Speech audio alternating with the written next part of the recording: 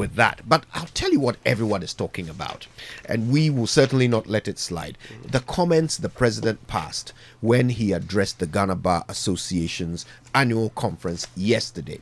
Okay, he said a bunch of things. We're going to break them all down. And in fact, we've even brought our guests together so we can do that public scrutiny the president asked for. So let's say good morning to Dr. John Osakwapong. You know him. He's the Democracy and Development Fellow at CDD Ghana. Good morning, Doc. Good to see you. Good morning. We also have joining us via telephone Sulemana Braima, Executive Director of the Media Foundation for West Africa, and Martin Kpebu, who of course is a prominent Ghanaian lawyer. Good morning to you both. Good morning. Good morning. Good morning. Wonderful. Thank you. The rookie lawyer is here. All right, now listen, let's hear a quick summary of what the president said, and then we'll get into the conversation. If not controlled, corruption can stultify the economic aspirations of any nation. Globally, the World Economic Forum has estimated the cost of corruption around the world at some 2.6 trillion United States dollars a year. I accepted the invitation to speak here in order to take advantage of this occasion to place once again, my government's record on corruption for public scrutiny. It will show that my government has undertaken arguably the boldest initiative since our nation attained independence, nearly 66 years ago, to reform and strengthen the capacity of our institutions to tackle corruption in the public sector. Charity, they say, begins at home. And that is why so far, every single alleged act of corruption leveled against any of my appointees has been investigated by independent bodies such as SHRAJ, the CID, and in some cases by Parliament itself. It is not my job to clear or convict any person accused of wrongdoing or of engaging in acts of corruption. That is the job of the courts and the law enforcement agencies.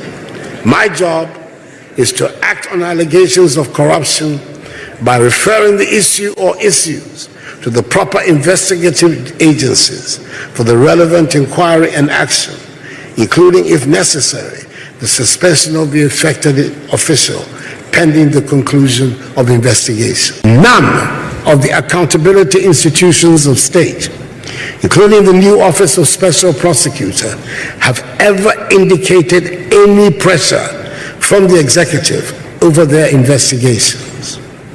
There are some who refuse to accept my method of proceeding and have characterized me as a clearing agent. For my part, I will not set aside due process. So, yeah, those are the headlines of what the president had to say about corruption, about his government's anti-corruption record. But that's not all he talked about. He also talked about the partisanship of judges. Appointments to the lower courts, the High Court, and the Court of Appeal are done by the President exclusively on the advice of the Judicial Council. In the case of appointments to the Supreme Court, because of its unique position in our judicial structure, there are the additional requirements of the consultation of the Council of State and the approval of Parliament. In the overwhelming number of cases of justices designate to the Supreme Court, that approval has been given on a bipartisan basis. You can count on the fingers of a hand the number of justices designate whose approval meant less than unanimous consent. I've gone into this matter in some detail because of a new concept that has been recently introduced into our public discourse by no less a public figure than the fourth president of the Fourth Republic, the perennial NDC presidential candidate, John Dramani Mahama, who has told the world that I have packed the courts with so-called MPP judges, and that one of the key purposes of a putative NDC victory in 2024 will be to enable him balance the courts with so-called NDC judges. Not only are these concepts of, quote, MPP and, quote, NDC judges new in our public discourse, they are also extremely dangerous and represent the most brazen attack on the independence of the judiciary by an allegedly responsible politician of the Fourth Republic. They provide another reason, if more were needed, why right-thinking citizens should ensure the defeat in 2024 of the man whom the first special prosecutor identified as government official number one in the still unresolved Airbus bribery scandal. Yeah. So, yes, those are the things the president had to say yesterday when he addressed the annual conference of the Ghana Bar Association. Okay, let's get to it. Our guests, Dr. John Osae-Kwapong is the Democracy and Development Fellow at CDD Ghana. Sulemana Braima is Executive Director, Media Foundation for West Africa. And Martin Kpebu is a prominent Ghanaian lawyer. He insists he's a rookie lawyer. Nobody believes him. All right, so I'll start with you in the studio, Dr. Osae-Kwapong. I mean, the president is factual when he goes through the long list of his appointees who have been accused of corruption in one way or the other. And the list is long. But then he's also factual when he says that all of these people were investigated by appropriate bodies. And most of them were cleared. Surely you grant him that, don't you? Yes, I will grant him that. But the one thing I've also always said is that we tend to get caught up in what I call passing the legal test and forgetting about how you also pass the appearance test. And I think the biggest challenge the president and his government faces is not so much the legal test that he so factually, points out that these cases have been investigated. He often talks about, due process, which I agree with him. He would always say that not until you are in trouble, you would never appreciate due process. So all of that are good things. But the nature of corruption or the fight against corruption is such that it's not a fight you only win by passing the legal test. The appearance test is also very important. And that appearance test is how the public continues to perceive that issue. And on that, the perceptions are still not changing. And I think that is where sometimes I encourage this government to say, okay, if we are doing all of these things, but the perceptions are still deepening and not changing, then what are we still missing? And again, Afrobarometer bears that out. Level of corruption, the fight against corruption, the extent of corruption, all of those indicators since 2017 AB have been really going down. And I think that's where the government needs to find a way to unpack that puzzle of, if we are doing all of these things right, why is that perception deteriorating? I want to bring in Sulemana Braima. The president says he is putting his government's anti-corruption record up for public scrutiny. I mean, from where you sit, do you find that, for example, these things like calling him clearing agent and, some of the sound bites that end up forming the public discourse might be unfair to a president who has in fact invested a lot more in the funding of anti-corruption institutions than any other president in recent memory? Let me start from where you ended. The usual rhetoric by the president and his government that this government has funded anti-corruption institutions more than any other government.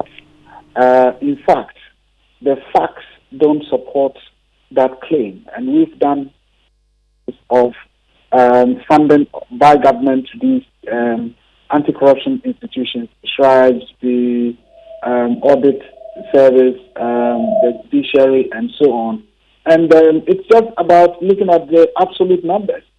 So if somebody gave, let's say, 10 million in 2010 or 2014 to a particular institution, and then you come and you give 20 million, then you say, oh, they gave 14 and I've given, or they gave 10 and I've given 14 and I've done better than them. I mean, without considering the issues of inflation and the value of the money that is given. It's just like this cocoa price increment that we are being told, has been increased by whatever percentage. At the end of the day, it's about what can it do versus what a lower figure previously could have done. So I wanted to say that, look, that for me is a rhetoric. It can just be used deceptively to deceive those who basically look at the absolute numbers. Now, the other thing is about this whole tag of clearing agents. And the president never ceases to put himself in a situation that really makes it befitting that he is described as such. In the recent issue involving Cecilia Dapa, what did he say? He said, look, at the end of the day, I'm confident that, you'll be exonerated. You come out clean, and so on. When state agencies are supposed to investigate the person. So, and it is not the first time he's done it. He's done it over time. Now, apart from that, I don't think that, I heard Dr. Kwapong talk about perception, and I don't think that it is all the time that perceptions will be wrong, especially if it is consistent. If we've seen a government whose performance in the Corruption Perception Index has stagnated, and in fact, what it is scoring, the best of it is the worst under a previous government that we all accused as being corrupt, how do you then justify that you are not running a corrupt government? If you have a government that in 2022, the people of Ghana, as many as 55% said they believe that there is high level of corruption, not anywhere but at the office of the presidency. And in fact, 44% of other Ghanaians saying they believe that there is some level of corruption. That combined gives you 95% of Ghanaians saying that at the office of the presidency, there is corruption there. So, if this is the situation and these are the facts, perhaps, yes, I don't expect the president to come and admit that my government has been corrupt and I have led a corrupt government. But for me, the facts don't really support the claims that he makes in terms of, that bold statement that he's fought corruption, he's done, put in place the mechanisms to fight corruption better than any other government in the post-independence history of Ghana. It's easier said than done, and I think it is just his usual sweet talk and nothing else. Martin, what do you say to those who suggest that perhaps the president is taking a different meaning to the term clearing agent? Maybe he's being literal and saying that, look, he has never ordered for somebody accused of corruption to be cleared. And the reason why I'm asking whether he's taking a different meaning is because he didn't mention, for example, when he announced that Akunta mining are not presently mining in the forest. He didn't mention when he clapped his health minister on the back and joked about how people are, slapping him left and right, while he was the subject of a parliamentary probe. Do you think that maybe he's just not counting the comments he makes about the people while they are being investigated? He's only looking at the due process? Okay. So, could you... the president cannot be looking at it from a different view, just in vacuum. It's deliberate. The president is actually gaslighting us. Yes, that's what President Akufo-Addo is doing. He's gaslighting us. He's causing us to, he's distorting reality and causing us to rethink whether we are rather even seen. He's doubting our judgment. Gaslighting. Politicians are known to gaslight. Why would I say so? The context is this. He himself had set the standard on the fight of corruption as candidate Akufo-Addo. What are those? He said, 1, I will use the Anas principle. 2, when he was being sworn in, he said, if you want to make money, go to the private sector, not the public sector. As we speak now, the hundreds of millions that his brother Ofori-Atta made from the bonds, the borrowing that we borrowed, has President Akufo-Addo asked Ofori-Atta to return the money. Has he sacked him? You see, so when, and then, listen, I will steal a dime. He asked President Mahama that if one citizen gets lost, next fall, etc. So the point is that he hasn't set the principle that the way to fight corruption in Ghana is the ANAS principle, and the public sector is not for making money. Today, with what he's doing, that's going 180 degrees to the other side, U-turn, and this is not the first time. He's been denying it, making us look stupid. That's why I say he's gaslighting us. And politicians are known to gaslight the masses so often. So often. So you mentioned this guy's own, Kpebu Adimamenu, Kpebu Asembeba, right? And it was so blatant. It was so blatant. A man who breached the constitution, the president refused to sack him. And of course, could you, even before we continue, let's come to the president's own involvement in corruption. The reason why last year I said he was part of a criminal syndicate. Don't forget, Manasseh did a documentary that the president personally asked for fumigation of schools, etc., by the district assemblies, by Zoom Lion, at a cost of over 500 million Ghana. The president is yet to bring his response. That's the Manasseh investigation against him personally. He said the investigation, all the assemblies way to the top, the minister, they all said from the president, where scientifically that fumigation was not supported, and where the assemblies showed that they could have done it at a far cheaper cost. Yet President Akufo-Addo personally supervised that fumigation at over 500 million Ghana cedis. He thinks you've forgotten. Oh, you should wait. Next year, when he leaves office, we will drag him. We will ask for him to be prosecuted. President Akufo-Addo shouldn't forget. He will be prosecuted in this country. You see how Trump is being dealt with in America? That is what awaits President Akufo-Addo. He should answer that fumigation where it was not scientifically supported. Schools that were closed for over 3 months. What was the basis of that fumigation? At an astronomical, gargantuan cost, way beyond what the assemblies themselves wanted to do. Number two, he himself, between him and Boatie Jako, that money, was it about $800 million? The inflation of the Ameri deal, the one that led to the sacking of Boatie Jako. Boatie Jako finally came out and said it was between the president and Gabi. The president should come and answer between he and Boatie Jako and Gabi. What happened? Boatie Jako alleged corruption against the president. He alleged corruption against President Akufo-Addo. Why didn't he mention that? He conveniently sidestepped that. That's why I keep saying this man is gaslighting us at every point that he has an opportunity. Every turn of the week, he wants to gaslight us. Oh, this never happened. He's changing the script, and now he's written, I'm not candidate Akufo-Addo. Yeah, that's why it's written. I am not candidate Akufo-Addo. It was all a charade. So don't be surprised.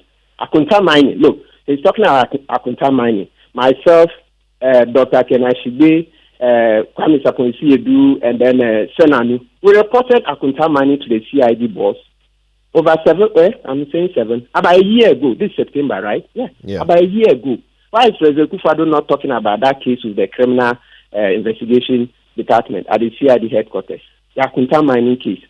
Well, he says Akunta mining is not currently involved in Galamsey. Can you imagine? This man, he's just taking us for fools. You see, last year, why I said that was a criminal syndicate, and you see how not long after the comment, the GII came out to face corruption perception index and said the presidency was the number 2 hub for corruption in Ghana. Number 2 hub, that's the GII, Ghana Integrity Initiative, their last corruption perception index. I want us to all take a couple of minutes to also deal with the other thing the president addressed yesterday, and that is the judges, the appointment of judges. Okay, so Dr. Osae-Kwapong, he makes again a factual statement. He says that every single judge he nominated was approved unanimously, and I mean sometimes people forget there is a process. So he nominates, but there is an institution, a body that must approve. And the approvals have been unanimous. Does that not immediately remove any concern about partisanship or otherwise of these judges? It should. I mean, when you put up a nominee before Parliament, he mentions that even some of these nominees have come to him upon the advice of the Judicial Council. You go to Parliament, Parliament approves them, sometimes unanimously, maybe by a few differential in the votes. So if you look at all of those things, then surely he makes a good point that, look, you can't unanimously approve a judge and then turn around and say the judge is, an NPP judge or the judge is Right. an NDC judge. So that's correct. But again, I come back to the point that I raised earlier on, that after we've passed all these legal constitutional tests of the appointment process, why then is this growing perception that somehow there is some bias in the judiciary? I mean, if you think back to the 2020 election petition case, for example, and some of the rulings that were coming out from the Supreme Court, and all of the questions that were being raised in public spaces. If you look at the most recent Afrobarometer and the level of trust, in the courts being, at a very low level, I think all of those things are not helping this conversation about whether, a judge is an NDC judge or a judge is an MPP judge. For me, the key thing that we have to be, addressing is, how do we ensure that this sort of cloud that is hanging above the judiciary can go away so that people can truly perceive them as being not just independent, but also being fair? Because the reason that if I have a problem with you and I want resolution, that I will turn to the courts, is because I believe that I can trust the court to treat us fairly without any sort of prejudice. Right. And I think that's the sort of current mood surrounding the courts. And this conversation is also not helping it making, to let it go away. Right. Now, I'm going to come to you next, Martin. I've got a few minutes. I want to make sure we hear from both Martin and Sulemana before our time is up. So, Martin, really quickly, surely former President Mahama didn't help when he suggested that the solution to his perception that President Akufo-Addo has, packed the bench with NPP judges is that he is going to come and pack the bench with NDC judges. Surely that didn't help, did it? Oh, yes, absolutely. Absolutely. Former President Mahama shouldn't have said so, right? But you see, the context is this. President Akufo-Addo has been very brazen, as we just previously said, in the corruption fight. And he himself, as Attorney General, had cause to criticize Supreme Court judges where he said their understanding of the law was artificial, wishy-washy, and the rest. So he actually laid the foundation. He laid the foundation years ago as Attorney General. So in a certain respect, Mahama is taking a leaf from the Akufo-Addo hymn book.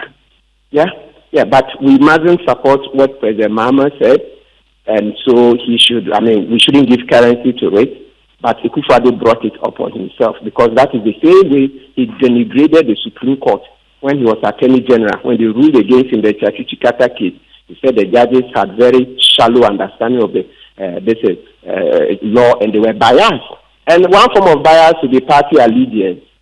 Yes, and let's put this in context. You see, when the Chief Justice was being vetted, she was asked about any change she wants to make to the Constitution.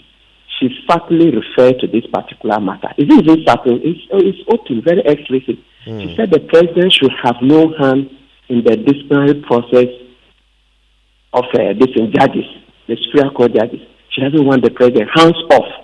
You think that's just all? I'm sure implicit in it for a Chief Justice nominee. Yeah, and she did well. She was bold because, look, Master, I mean, a democracy, from time to time, democracy is watered with the blood of patriots and villains alike. The Chief Justice was clear that she doesn't want the president coming near the disciplinary process of judges. So, meaning, while they are in there, he should stay off. And so that colors the whole conversation, meaning that we are all not happy with the current system. So that is simply that, look, in our next constitutional review, the president shouldn't appoint Supreme Court judges. Simple. Simple. Yeah, Sulemana, for the last word, there are a couple of things I'm hoping you can touch on. First of all, when President Akufo-Addo suggests that, well, our democracy is not ready for openly partisan judges, even though in other parts of the world they have that, and it is a very prominent part of their democracy. He says ours is not ready. In fact, he said it will be dangerous. It will be dangerous for our democracy. I wonder what your thoughts are on that. Also, his final comment, where after giving a speech in which his main point is that mere accusations of corruption do not rise to the level of, crime. He ends his whole speech by referring to former President Mahama as government official number one in the as yet unresolved Airbus case. If you can wrap us all up on these 2 points really quickly, please. Well, I was struggling to hear you earlier, but on the issue of partisanship within the judiciary or within the bench, yeah. Yes, I share the sentiments of Martin that former President Mahama couldn't have said, look, this is the problem, and when I come back, I'm going to repeat what I see as a problem by equalization. So I think that was really problematic. But for me, it is better to have heard the intention of former President John Mahama on what he thinks would be the solution, and which all of us are saying, look, that shouldn't be the way to go, so that right from now we can see what we can do in the event that he wins the next election. And I prefer that candidness than someone who is perpetrating the problem and yet would want to deceive all of us by, dancing around and saying, look, all appointees are vetted and so on and so forth. Why? The ministers who are appointed by him, are they not vetted by Parliament and approved by Parliament? Does that make them non-partisan? And we know, the recent Supreme Court nominations, one of them was a contestant, a parliamentary candidate in the Volta region of the MPP. Others will tell you, people who have been openly partisan, who have gotten appointed onto the bench. And so I think it is important that we are frank with each other, rather than sometimes using the law and dancing around it and saying that people are vetted, making reference to the Council of State. That institution, I don't think that I have any respect for it any longer. And so that would be my comment on it. And then on the issue of corruption and government official number one, well, when it came up, we were all struggling to understand who government official number one is. I think it is the first time that the president himself is letting us know that as far as he's concerned, government official number one was former President Mahama. But for me, that really doesn't get us into the real issues about corruption in this country. If he knows that former President Mahama is guilty, has he concluded the investigation? Because he says that, look, I would never bypass due process and so on and so forth. And now you are accusing someone. And when the same accusations are made against officials of your government, you clear them and say that, look, they are not corrupt. They are independent institutions have gone into the matters. And before these people will conclude, you come out to make your own pronouncement. You make the appropriate reference to Ajima Menu. As we speak, that contract that was awarded during COVID at the airport, Frontiers, we still don't know who signed that contract. And the president is not worried about that. A corrupt president would not allow such a thing to happen under his watch. For a government to sign a contract, the Ministry of Finance says, I don't know about it. Health Ministry says, we don't know about it. The Ministry of Aviation says, we don't know about it. Ministry of Transport, we don't know about it. And the president is quiet about it and then says, like, I'm fighting corruption. What kind of fighting corruption is this? I believe that if this is the fight that he talked about when he was in opposition, then perhaps we were better off with what we had. I don't think that the president is being serious with the people of Ghana when it comes to the issues of corruption and even the issues of the judiciary. I think at this stage we need to accept that almost every state institution has been bastardized. That is the fact. Even if that would mean people would accuse you are pro this or you are pro that, we need to state the facts as they are. Right. It is the reason why today We have a police officer, a commissioner of police sitting before cameras and confessing and basically, wanting people to know that this is my party. I've been loyal. My family has been loyal to this as a way of, somehow getting favor from the authorities. Right. That is the level at which we have come. And we need to say it as it is. I want to say a big thank you to Sulemana Braima. You just heard him. He's the executive director of the Media Foundation for West Africa. You also heard from Martin Kpebu, a prominent Ghanaian lawyer. And here in the studio, he came all the way to help us with this conversation. Dr. John Osae-Kwapong is the Democracy and Development Fellow at CDD Ghana. Gentlemen, I'm so grateful to all of you.